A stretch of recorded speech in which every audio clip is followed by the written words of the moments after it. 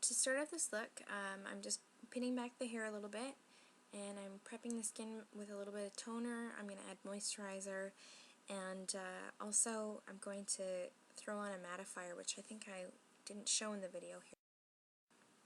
And then I've matched her foundation, so I found her skin tone, and I'm just applying the foundation I've mixed for her with a sponge. And I'm doing a pretty light coverage because Christy has pretty great skin. I'm now on to concealing, and I'm pretty much focusing my concealing on the under eye area.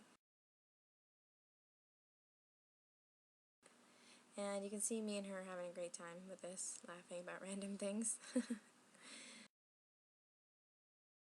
Now I'm pretty much highlighting with foundation color a little bit lighter. I've lightened her foundation, doing down the bridge of the nose, on the jawline, and any other area I think that will help bring out her features, make them stand out a little bit more. And then I'm just going to go in again, make sure I've covered everything adequately, and if I want to touch anything up, now would be the time.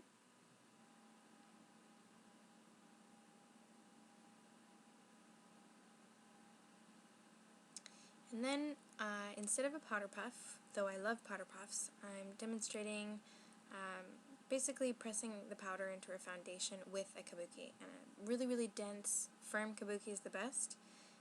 I'm going over her eyelids as well, just to soak up any additional oil and stuff before I start doing her eyeshadow.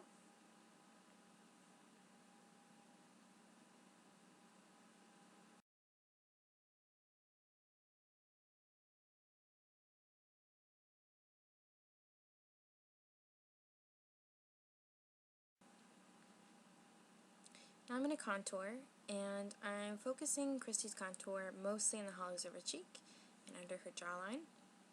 You can also contour either side of the nose if you'd like, and possibly the temple.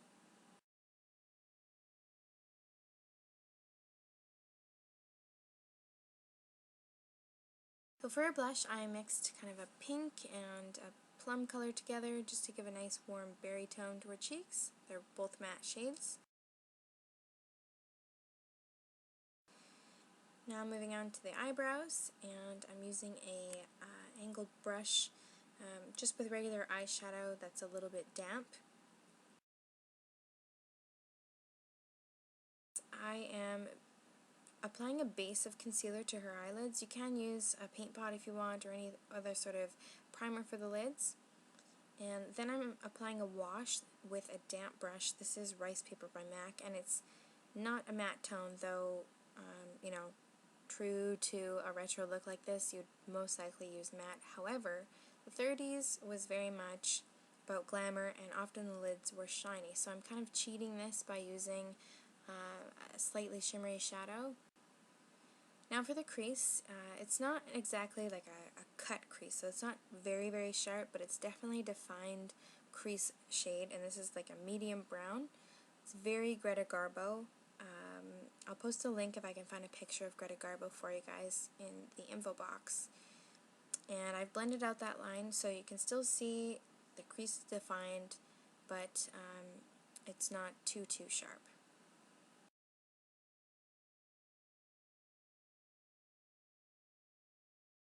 For the eyeliner, I've just used like a cream gel liner, and you'll see Christy looking down and away from me, and that's just to get in with the brush right on the inner corners. It really helps.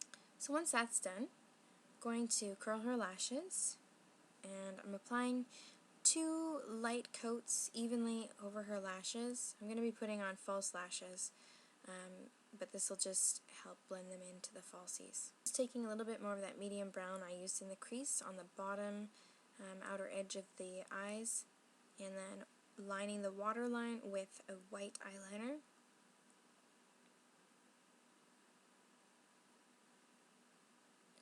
I'm going to apply false lashes, and these are pretty glamorous false lashes. And just going over with the gel liner again to make sure it's nice and tidy. And now for the shimmer. And now onto the lips. I'm using a really rich berry tone lip liner, and I'm going to go over it with like a blood tone, like a red.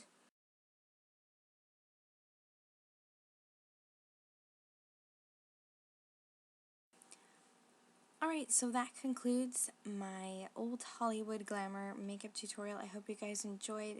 Thanks to Christy for being such a great model, and I will catch you guys soon.